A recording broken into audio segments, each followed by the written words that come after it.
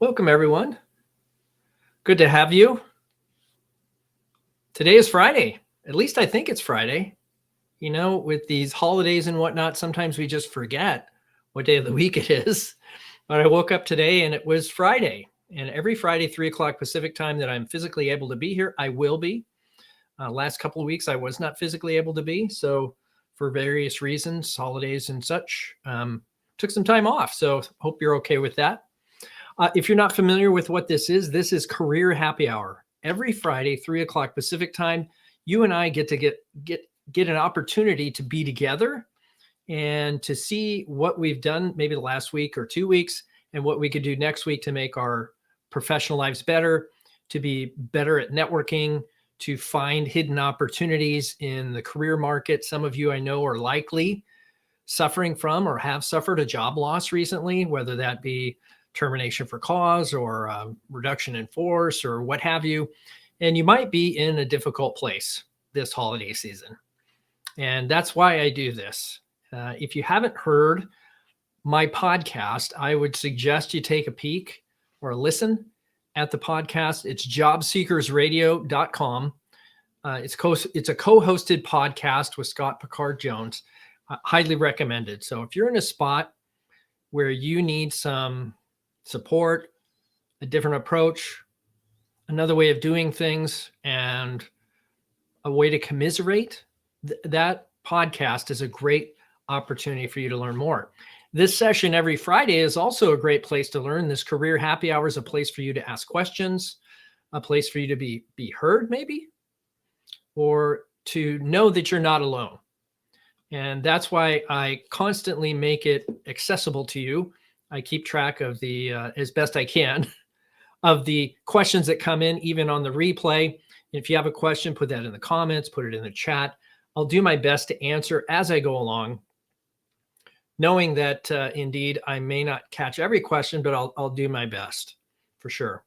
The alternative is you can come on live with me right now, and you and I can have a time together. We can take a look at what's going on in the marketplace, and we can indeed have an opportunity to answer your questions hands-on. So if that's you and you want to join today's session, by all means, go ahead and join using the link in the chat.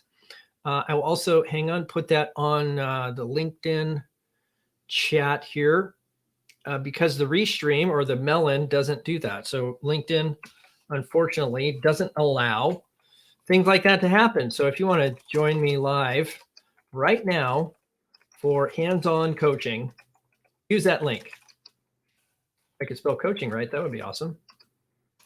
So I'll put that in the LinkedIn as well. So you can have that. And please, by all means, put your questions, comments, concerns in the chat below. We're going to continue our work today on the book, our book club, for the rest of fourth quarter, right? Fourth quarter is about preparing for 2023. And part of that is sharpening our saw. And we're reading through the book, Dig Your Well Before You're Thirsty by Harvey Mackay. If this is something of interest to you, I have the whole, how would you call it, playlist in my YouTube channel. So just look up the YouTube channel for the title of that book, and you'll likely find me, Andrew Beach, somewhere there. And for those of you who don't know me, I'm a teacher of self-education. I help professionals like you communicate value to find great opportunities faster, whether you're working or not. That's through a pragmatic process of branding, planning, and effective networking. Often, people that I work with see and experience increased or accelerated time to placement at double their salary prior to what they had before. So if that's you and you would like to have those kind of results, there is a link in the description for you to fill out an application. There's no obligation to have a consultation with me, and I welcome you to do that. So we continue our reading today in this book, Dig Your Well Before You're Thirsty by Harvey Mackay. And today we're in step 7, Don't Fall In. In chapter 50, can you believe 50 chapters? Holy cow. Harvey's top 10 list of the biggest networking mistakes. The biggest networking mistakes. Take it from an old grizzly who's been there and done that. We like to think that with the age comes vast experience. Guess where the vast experience came from? That's right. Until someone invents a Teflon coated suit, the most penetrating insights come from hindsight. I've got plenty of those stories too. I might share some of those if they come to mind during today's readings. Is there a bright side? Sure. The more you learn from everyone else's mistakes, the fewer you have to make for yourself. Isn't that true? Modeling other people's behavior, whether, or the antithesis of behavior that didn't generate results, it's a good approach. Here are a few goodies. Mistake number one: don't assume the credentials are the power. Don't assume the credentials are the power. In our terms, that might be title. So don't assume that the title or where they went to school or the degrees that they have or their position in the company means power. As every salesperson knows, the key to the sale is knowing who's got the hammer. If it isn't the purchasing manager, it's the person who writes up the specs. If it isn't the person who writes up the specs, it's the person who draws up the budget. If it isn't the person who draws up the budget, it's the person who's the boss of the person who draws up the budget. If it isn't the person who ... you get the idea until you get to the end of the chain. Every outfit is different. No organizational chart can tell you who the real decision maker is, and many companies have multiple decision makers. There are a lot fewer powerless titles these days than there used to be. The downsizing tide has kept away the corporate empty suits and birds in gilded cages. The people who are left are exercising greater power than ever before, though often their titles don't reflect it. The most important decision maker often can be found lurking behind the most inconsequential or incongruent title. You need a network to find out where the power is. It's funny that he mentions the title because, sometimes when I work with folks that are in financial institutions like banks, everybody's like an SVP, a senior vice president. I'm like, they must have a couple, 3,000, maybe 4,000, 5,000, I don't know how many thousands at some of these larger banks, SVPs. Other companies only have a handful. So it's really interesting. So don't confuse, the number one mistake is assuming, and you know what happens when you assume that person has power. 2, don't confuse visibility with credibility. Al became active in his church. Soon the church directory mutated into Al's networking file. If there were 2 people standing around the vestibule, no matter what they were talking about, Al would try to turn the conversation to investments. It got so that some of the members hated to have him around. One congregant said, "I'm a welder, and I sure don't come to church to talk about welding." Church committees that were always looking for a warm body gave Al the cold shoulder. To no one's surprise, before long, Al drifted away from the congregation and joined another to try his luck there. Moral? Don't join any organization, particularly a religious organization, solely to advance your own interests. Your motives will be as painfully obvious as a deathbed conversion. So that goes for everything else, right? So when you're in a position where you've been laid off from somewhere, maybe you're trolling around on LinkedIn and you feel compelled to throw it out there that you're looking, not that there's anything wrong with that, just know that there's a group of people that can see that as your self-interest. And there's nothing wrong with that. Just recognize that you're coming across as somebody that's self-interested, and people are less likely to help you. Not that they won't, but they're less likely to help you. Number 3 mistake: don't be a schnorrer. I don't know what a schnorrer is. Let's find out. That's Yiddish for people who constantly take a little bit more than they're entitled to. Everybody knows somebody like that, don't they? That's as opposed to gonif. Gonif, I don't know if I'm saying these right. Who's an outright thief, and a nudge, who is merely annoying. Yiddish provides endless gradations for defining difficult people. Save your big favor requests for the big issues. Keep a running balance in your mind of what you have asked for and what you've delivered, and don't overdraw your account. That's a good point, is we can't take withdrawals out of an account we have not deposited into.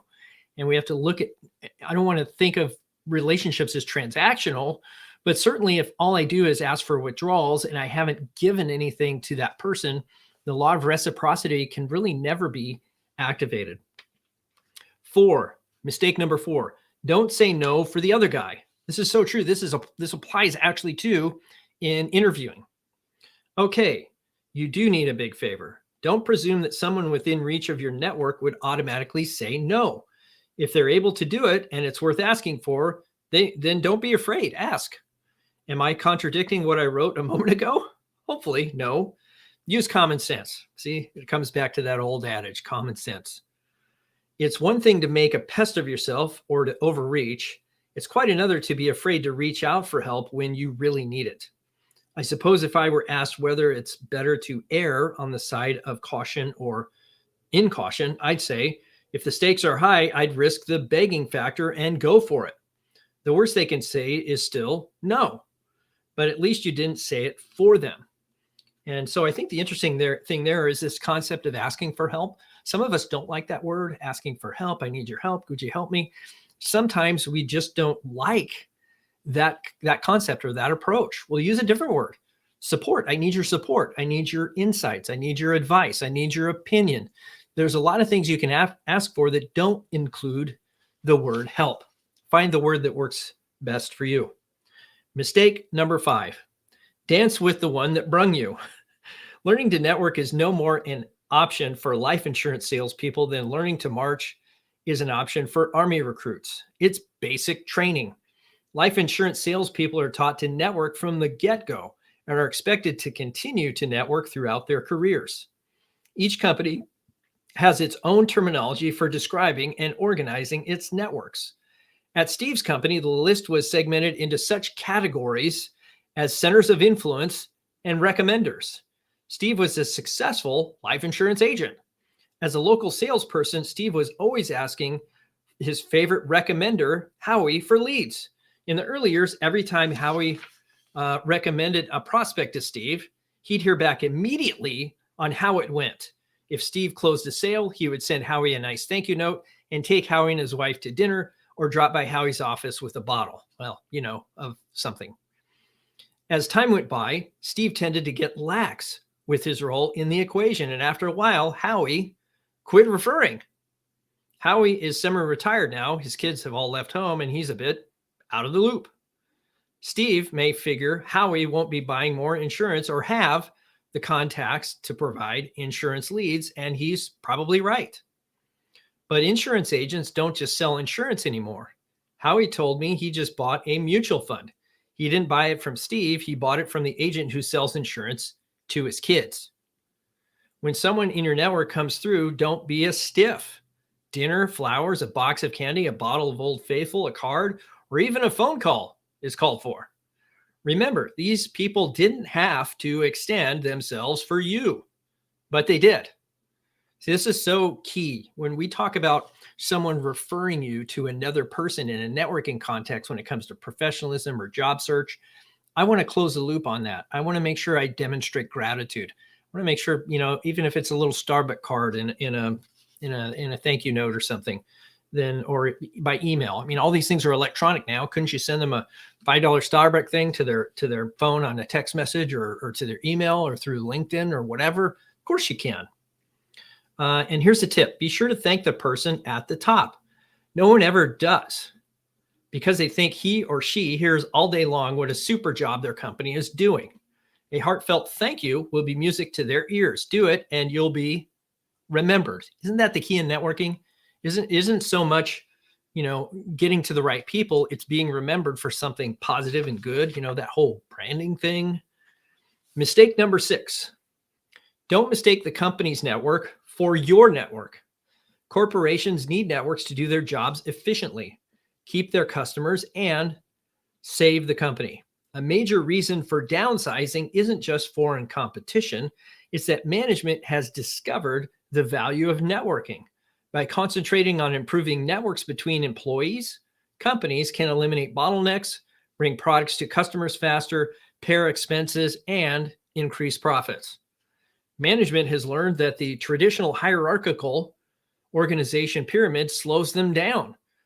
The fewer the number of people who have to sign off, the more quickly decisions can be reached, the more quickly the product cycle can be run, the more customers you keep. and the better the chances of the company to survive. Goodbye to 5 layers of decision making and paperwork, and hello to the people who can get the job done. Better networking equals fewer people. If you're going to keep your job, your network has to be as good or better than your own company's. Let me say that again. If you're going to keep your job, doesn't matter where it's at. It could be at any company that needs skills like you. Your network has to be as good or better than your own company's.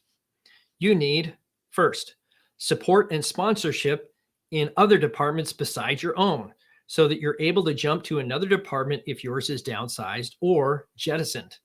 Don't do that last minute, folks. Do that ongoing. Build relationships and bridges between the different departments that you're associated with. Second, lines of communication that tell you what's happening in other parts of the company, who's growing, who's shrinking. Third, an outsider's objective view of your company and how industry-wide trends are affecting your role in it.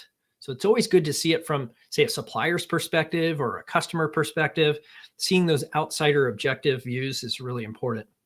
Fourth, foreknowledge of what skills are going to be in demand at your company. Often you can find that in your HR departments or your organizational development individuals.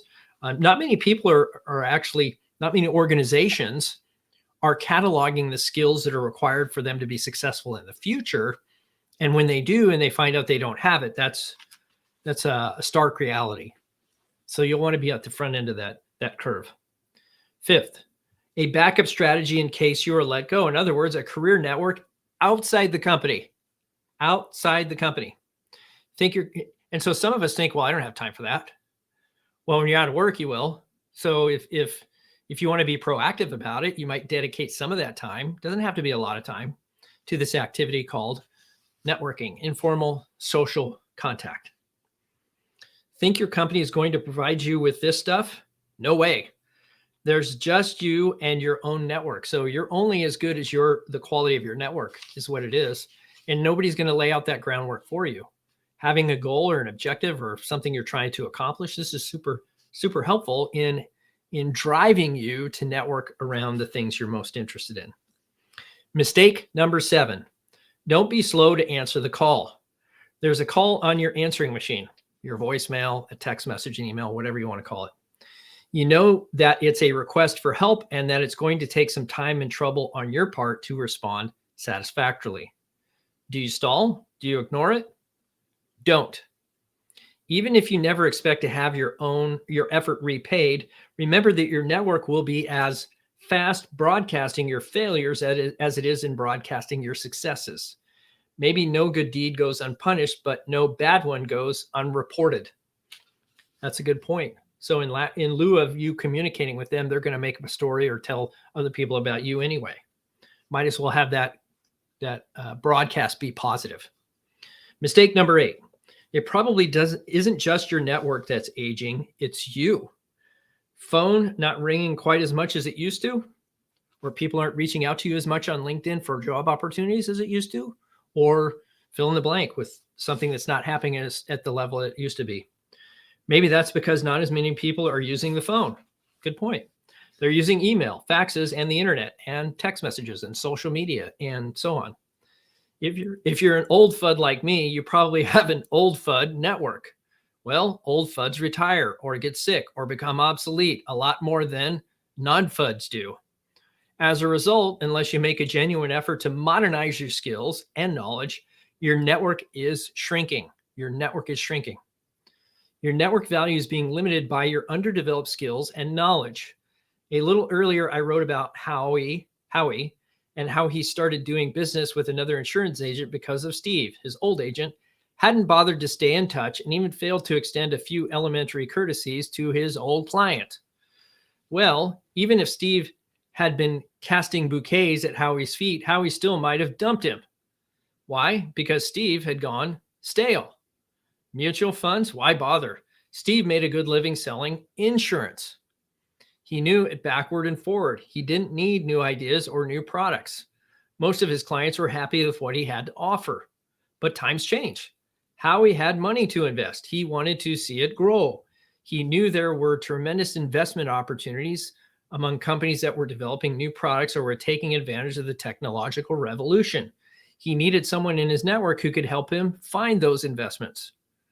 Howie wasn't about to entrust his hard-earned savings to a guy who didn't know email from Vmail. I don't even know what a Vmail is. My must be old FUD too. Your network is only as good as the knowledge and information you can bring to it. If they are old and stale, what kind of network do you think you're going to have? Catch the zeitgeist. This one ain't Yiddish, it's German. It means spirit of the times. Good stuff. Mistake number 9. Don't underestimate the value of the personal touch. The big supermarket chains sell their bread and other staples as loss leaders. Walmart advertises and sells power tools at a lower price than small store owners can buy them. If you're running a small business and you're competing with giants, how do you manage to survive? It's critical for small businesses to be able to network. High touch is your equivalent of a loss leader. It's what gets your customers in the door and what keeps them there. If your customers think you are better than the competition, you probably are. The key is to find out what makes them think so and then exploit it to the max. This is more like a marketing and sales bridge. How do you do that? Well, you ask them, why do your regular retail customers buy from you? And what do you have to do to keep them? Let's say you own a bakery. Did you grow up with your customers and go to school with them? Do you attend the same church, live in the same neighborhood, belong to the same clubs, do business with each other? If you don't meet any of the specs listed above, have you hired any people who do?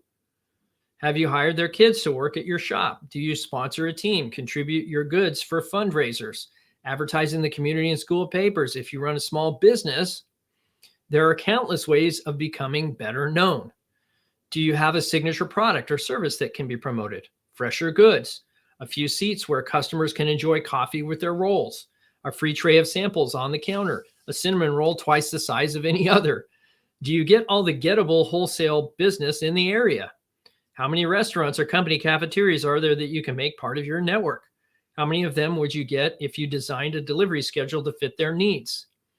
Big supermarket may not be as accommodating or reliable as you. Wouldn't it pay you to expand your territory a few miles to pick up some new accounts? The hardware store, the independent meat market, the service station, and all the other neighborhood businesses have to go through the same exercise.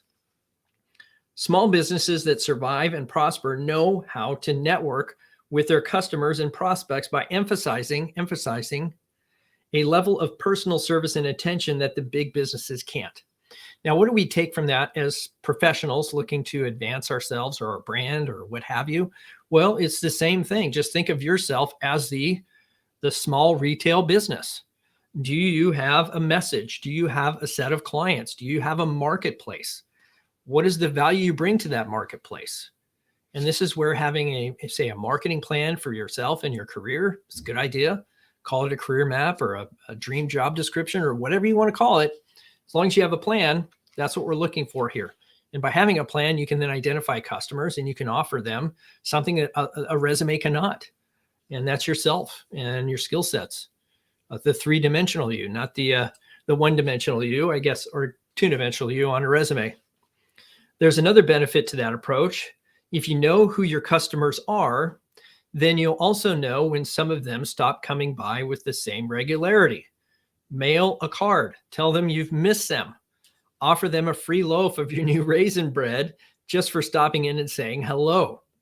It's worth some expense to keep an old customer because it costs so much more to get a new one. I think we've all heard that before.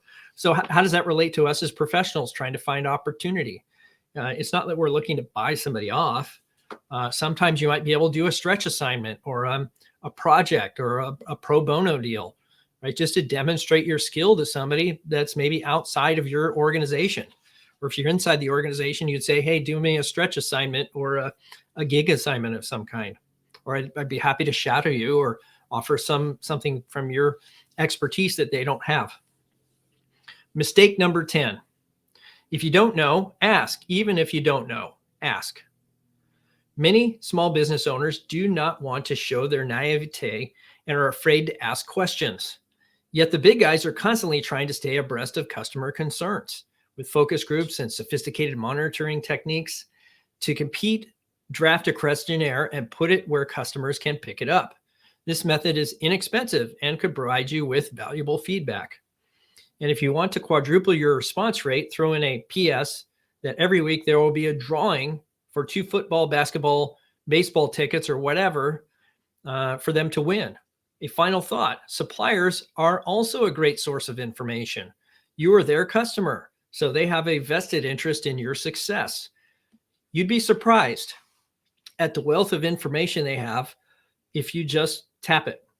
There's a bakery about your size in Happyville, and they put in a little coffee bar. He tells me it brings in over $100 a day with hardly any expense.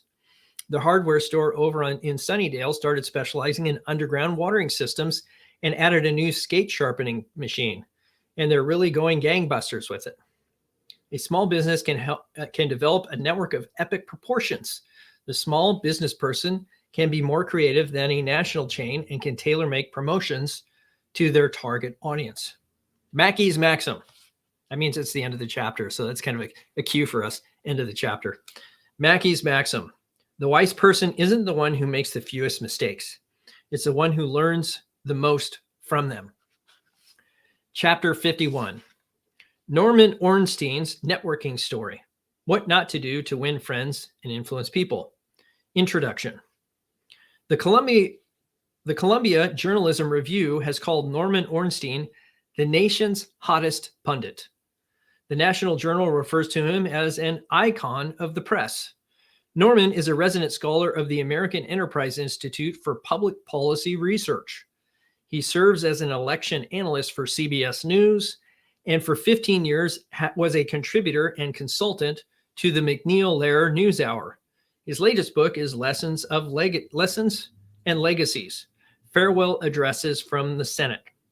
Others include Debt and Taxes, The People, Press, and Politics, and Vital Statistics in Congress. Now in its 8th edition. Norm and I met through the Young Presidents Organization, and we've shared the platform together at several international meetings. He's a gifted writer, teacher, and storyteller. See if you don't agree.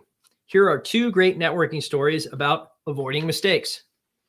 Norman Ornstein's networking stories. Here's the first one. In the 1970s, this is Norman speaking, I found myself spending a huge amount of time on the phone with reporters. I still do. It has meant that I get quoted a lot in newspapers and magazines and sound-bitten on television. That in turn has earned me the moniker King of Quotes, which has stuck with me ever since. One reason reporters called me was that I returned my phone calls as promptly as I could. When I was a young professor starting out, I would call major political and journalistic figures from time to time to ask questions.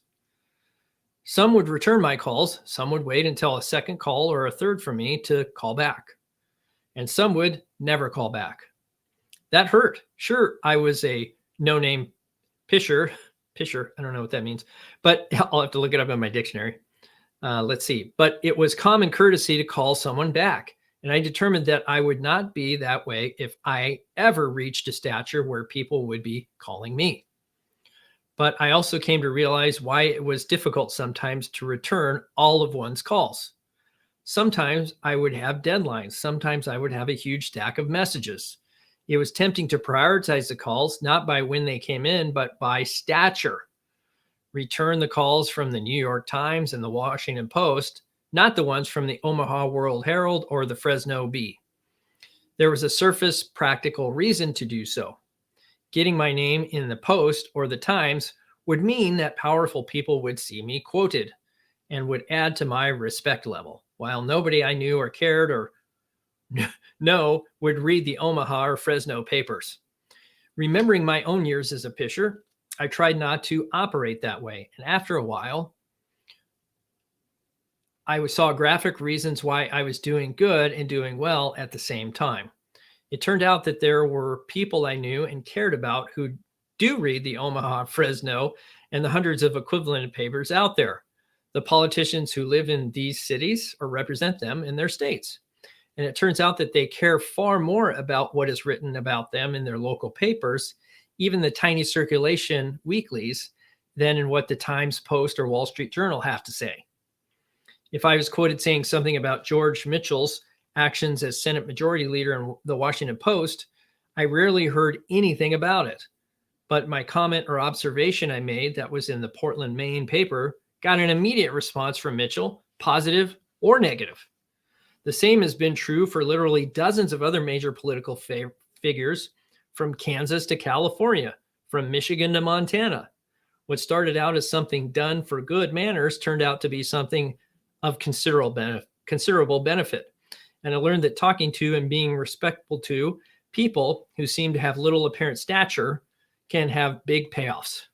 So don't ignore people because you believe their stature isn't what you think it is. So I often talk about on Career Happy Hour that I once met a barista at a coffee shop barista, right? Minimum wage kind of person, was the niece of a CEO of a major corporation. It was also in the summers, the au pair or the nanny for the kids. And she would accompany the CEO on their private jet to these vacations. So I was, 1 degree of separation from a CEO through a barista. Second story, here is a related story. During the Reagan administration, a delegation of network executives went to see President Reagan about the syndication issue, a bitter conflict with huge economic stakes between television networks and Hollywood producers over who would retain syndication rights for television series. They had to cool their heels for a long time in an anteroom where a young man was seated at a desk to keep them company while they waited. They ignored him. After all, a junior staffer among network presidents was not to be treated equally or recognized at all, and conversed about their strategy as if he were invisible.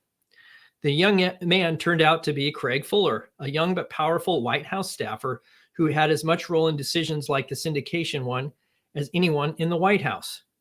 In one stroke, they ticked off Fuller, turning a political friend and ally into a skeptic, spilled some of their lobbying strategy to a key player, and alienated a young man whose power and role grew by leaps and bounds as the Reagan presidency went on. Mackey's maxim: never assume that a junior person is a meaningless person. He or she may be or may end up being more important than the big name. Treating everybody with dignity and courtesy is not only good manners, it's good policy. Let me add on to that a specific example. A lot of people say, especially when they're out of work, been laid off or what have you, that, I don't need to hang around people that are unemployed, or I don't need to commiserate with other unemployed individuals. They don't have jobs for me. Well, guess what? That person or you will ultimately get hired somewhere. And that means having fellow job seekers at a time that's difficult for them. You cement a relationship because of your mutual, the mutual experience that you're having together. And once they're working, they're not going to be accessible to you. So there's a lot of value for you in commiserating with and networking with and hanging out with people that are also job-seeking professionals or people trying to do the same thing you're doing. It's not your competition always. And certainly if it's somebody of your same caliber and skill set and so forth, and you're kind of going for the same jobs, you might use your better judgment on sharing everything with them, but that doesn't mean you can't still collaborate with them. So that's chapter 51. On to chapter 52. Don't make a move without it. Once you've spent all this time building and documenting your network, you sure don't want to lose it if you change jobs. It would be hard to think of a bigger mistake. We're all concerned about whether we can keep our pension and medical benefits in place if we switch employers. How about your network? To be permanent, it must be portable. But is it truly portable? Let's say you're a salesperson. Does your company view your Rolodex as company property? I doubt if many of us know the answer to that. I wouldn't suggest asking your boss. My guess is some companies do and some companies don't. Don't wait to find out until it's too late. If there's a dispute on this issue, you're going to be in much better shape to protect your interests if you have a copy of in your possession. There's no truer words spoken right there. Make one, keep it at home. Maybe the office copy is theirs. Who knows? But the one at home, if you made the copy on your dime, on your time, and keep it in your home, why, that's yours, isn't it? Mackey's maxim: in a world where information, jobs, and even whole companies are transient, only your network is permanent, as long as you care and feed it, safeguard it.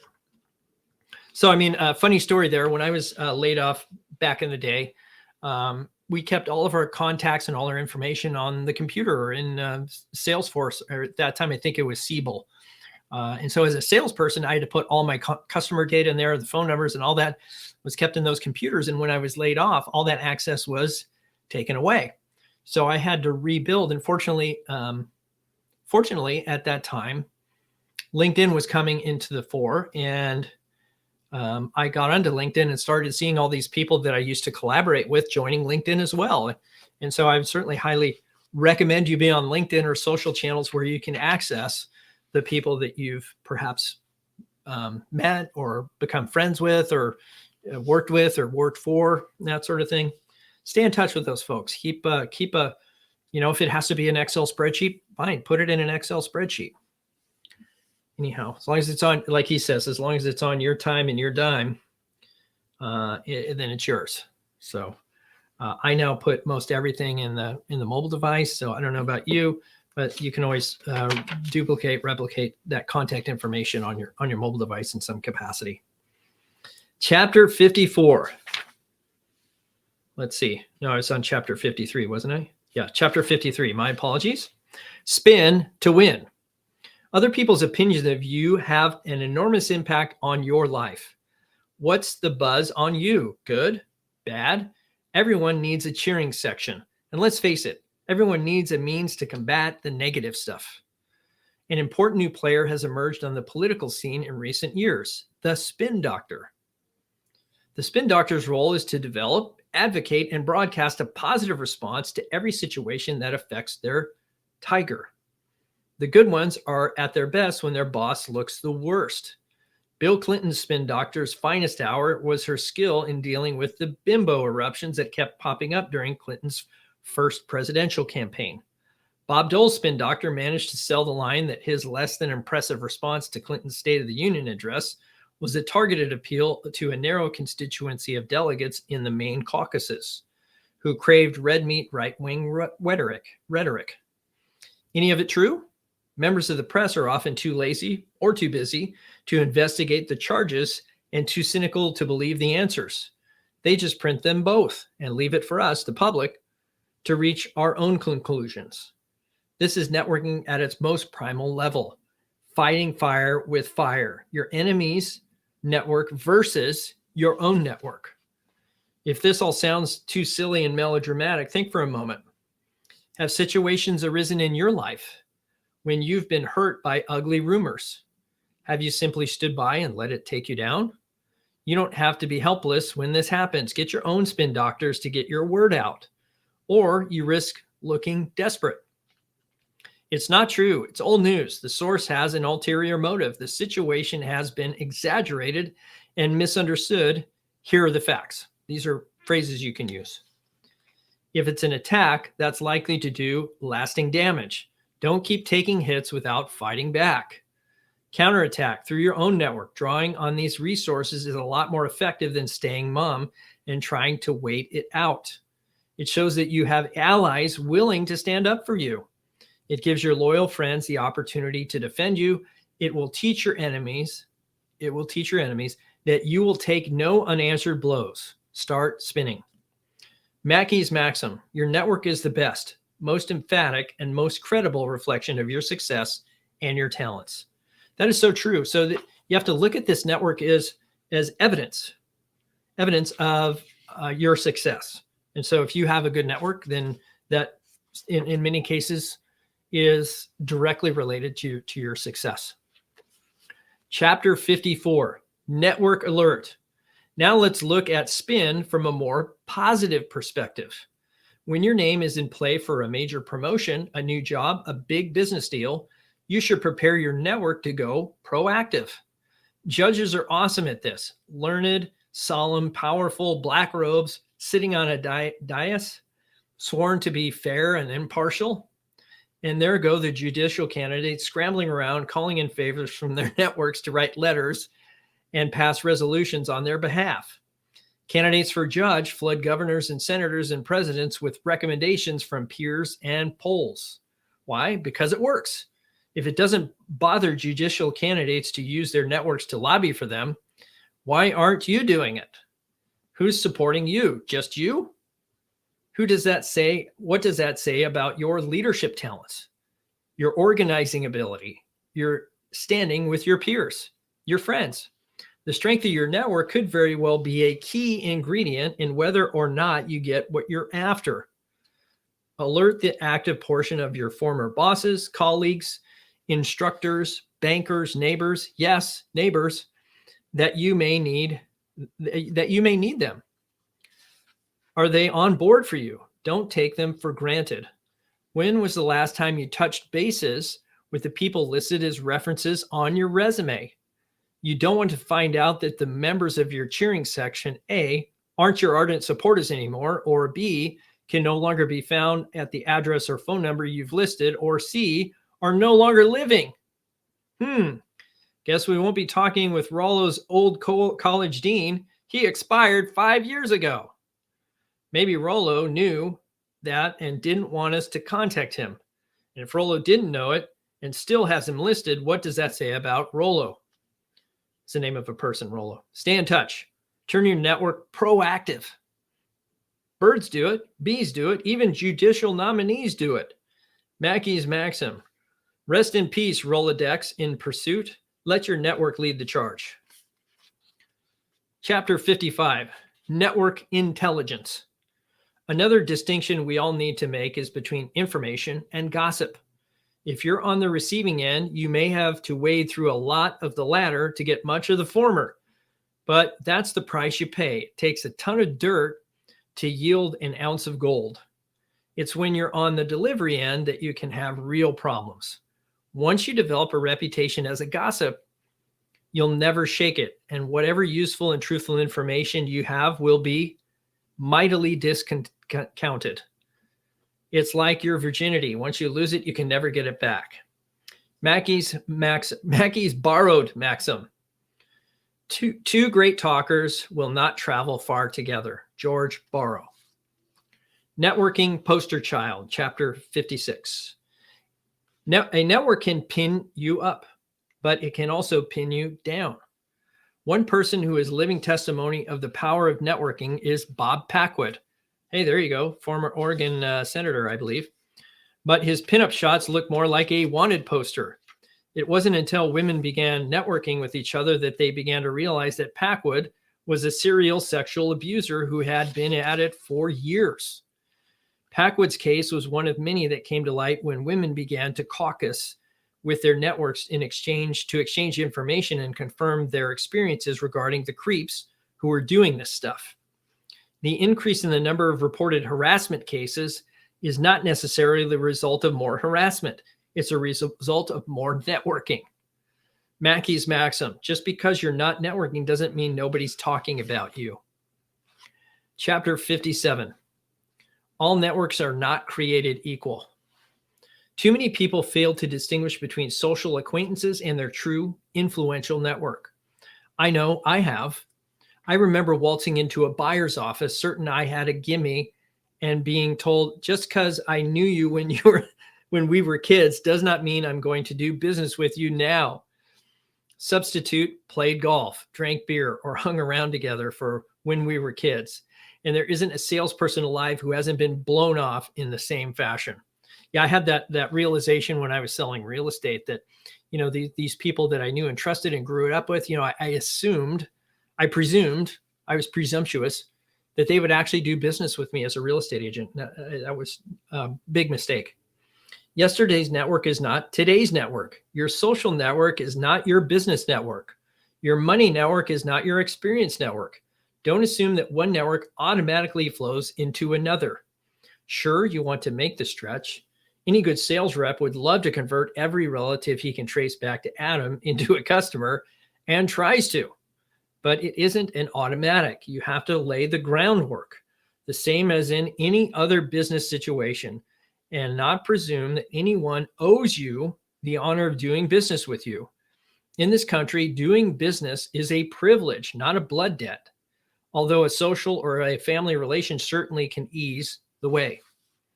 A lot of doors have been slammed in a lot of faces, including my own, of people who assumed they had a network that didn't exist.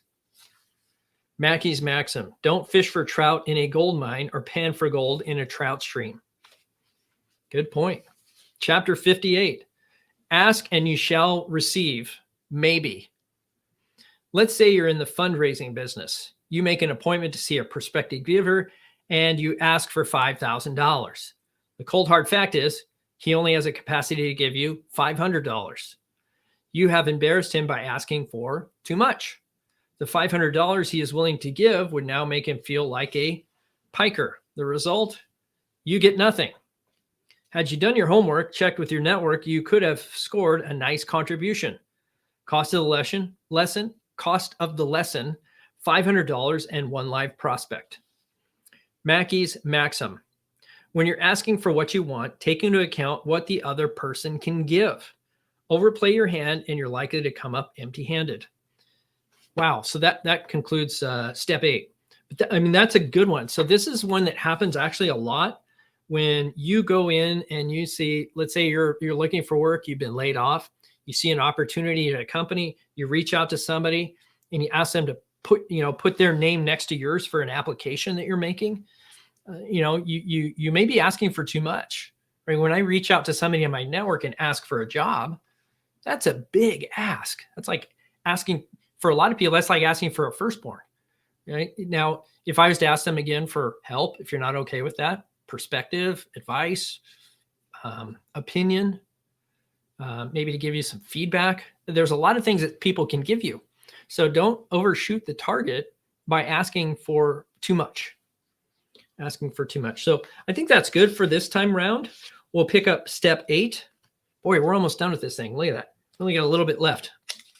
So I think we've already read 222 pages. See how many we got left here. Okay, so it's about 300 pages. So we got about 80 pages to go. Not so bad. Not so bad. Thanks for hanging with me this career happy hour. If you have any questions, just leave those in the comments or the chat, and I'll be happy to answer. And we'll see you next Friday for Career Happy Hour. Be well, everyone.